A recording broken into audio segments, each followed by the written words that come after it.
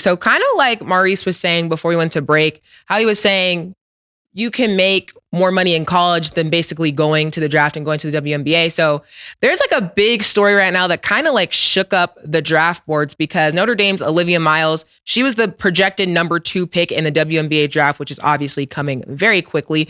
She decided to forego the draft and enter the NCAA's transfer portal. She's using her 1 year remaining of college instead of going to the draft. So Maurice, if you were in her shoes, and I know money is like a big part of it too, would you go second overall in the draft or would you stay in college for another year? Oh, money is the only thing with a situation like that.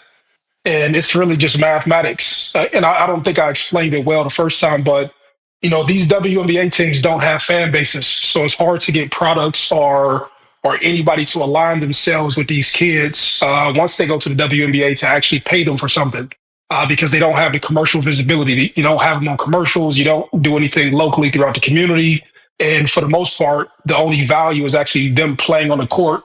And they make a lot less playing on the court than what they do in college. There's another factor that people aren't realizing. Next year, the NCAA is doing revenue sharing with college sports. And so this girl knows that she's created value for herself. And I'm pretty sure that she has a manager or an agent and they'll say, hey, after this year, you can go and be second pick overall the next year, but you have more earning potential because you'll be of some value to another college somewhere. And so I would 100% stay.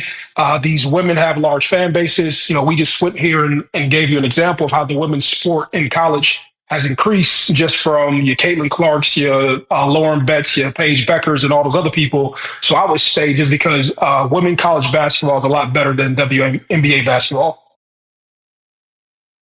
Hey, Mase. Wow. I mean, it's too much money they're getting in college to actually entertain the WNBA right now. Before, people used to rush to the league because it was their only option. Now with the type of money that they can make, it's almost like the WNBA is like, I'll get that when it's time. But for now, I'll put all my focus down here. I think if I was her manager, I'd definitely be trying to get her into a bigger market.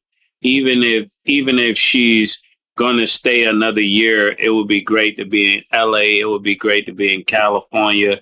One of those top 10 cities, the Texas, states, the Texas, the Chicagos, Illinois, the top 10. Yeah. Hey.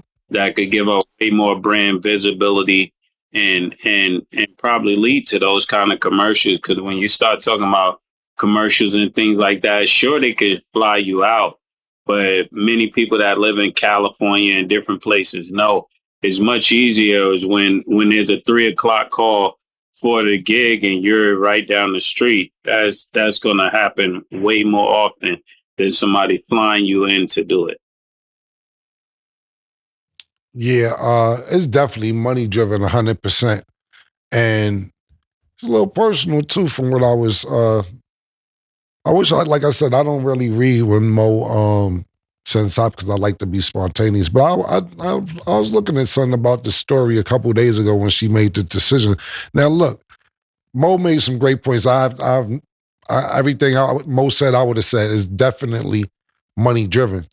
But not only that, she didn't play good her last game. She's supposed to be the number 2 pick projected to go in the WNBA.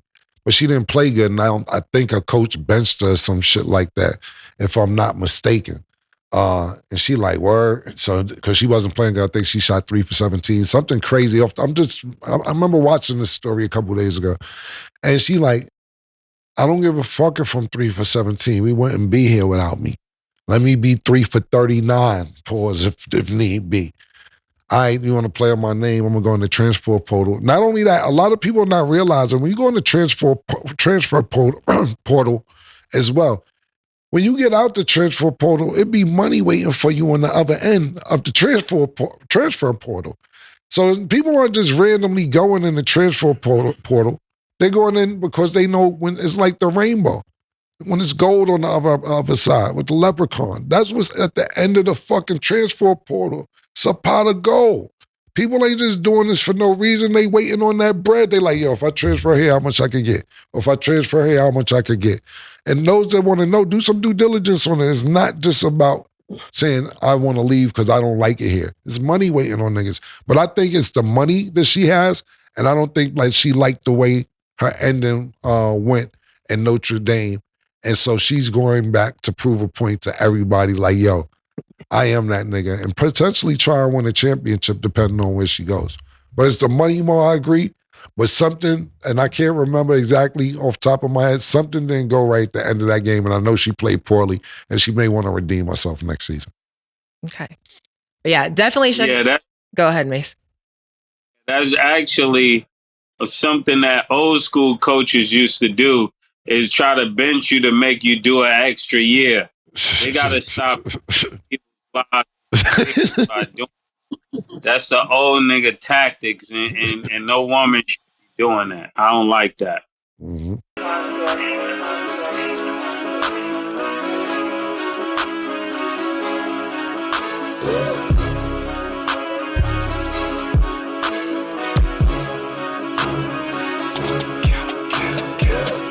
What you want, nigga? Everything, nigga, super size. Two Big Macs, like when they doing them 2 for $5.